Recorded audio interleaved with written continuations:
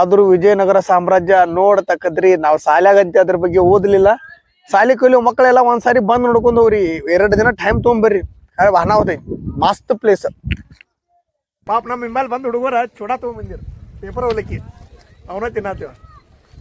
18 cut 18 cut editing ದಾಗ ಐತಿ ಅವ್ರು ಕಟ್ ಮಾಡಿದ್ರೆ ನೀವು ಸೇರಿಸ್ಕೊಳ್ಳಿ. ಇದನ್ನ ಹಾಕೋದಷ್ಟ ಅನ್ನದ ನೀರ್ ಬಾಳತ್ತು. ನೀಡಂದು ಎಂದು ಕೇಳನೆ ನಾನು ರಾಘವೇಂದ್ರ.